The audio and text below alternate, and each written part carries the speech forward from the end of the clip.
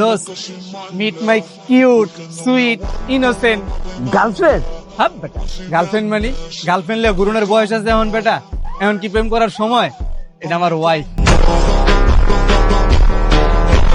Cos কি বাবা, তুই বিয়ে করে লাইছস? হো বেটা। কংগ্রেচুলেশন ম্যান, এতদিনে তুই একটা ভালো কাজ করছস, মাশাআল্লাহ। থাক, তার ভাবির এলে একটু ঘুরে আহি। চলো মামা, তুই জায়গায় বেরিয়েছস? এই যে দেখ, আমার একমাত্র শালি? আরে বেটা, শালিমানি হইতেছে আমার ওয়াইফ, আমার একমাত্র দ্বিতীয় ওয়াইফ। ওয়াইফ মানে? আরে বুঝছ না, শীতের দিন না, একটা দিয়ে কি হয়।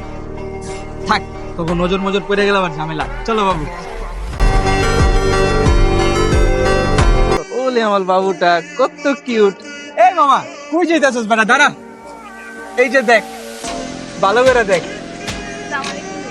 ওয়ালাইকুম আসসালাম। আপনি ওর লগে এনে বয়ে রয়েছেন কি?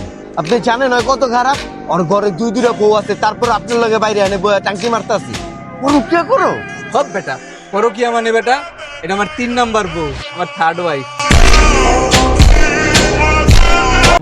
বাবুর আসছে কিন্তু বিশেষ একটা দিন, ঠিক আছে? যে আগে মিষ্টি কিনা লই। কিরে মামা, তুই জায়গায় দাঁড়া রইছস? এই তো মামা এমনি তিন ভাবির হলে এক লগে খুঁজা।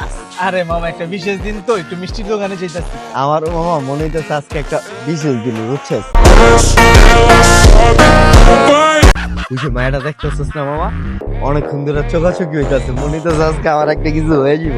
বন্ধু, তোর তো আবার একটু অভিজ্ঞতা বেশি, বুঝছিস? তোর তো আবার কর্নার আছে, তুই একটু কুয়ে দে না আমার নাম্বার চাই না, দে না, সেটিং হয়ে যাব। মুন্ডা চাইতাছে হাতে একটা দিয়া তোর একটা বনাই দিই। ওইটা বেটা তোর ভাবি, আমার 4 নাম্বার বউ।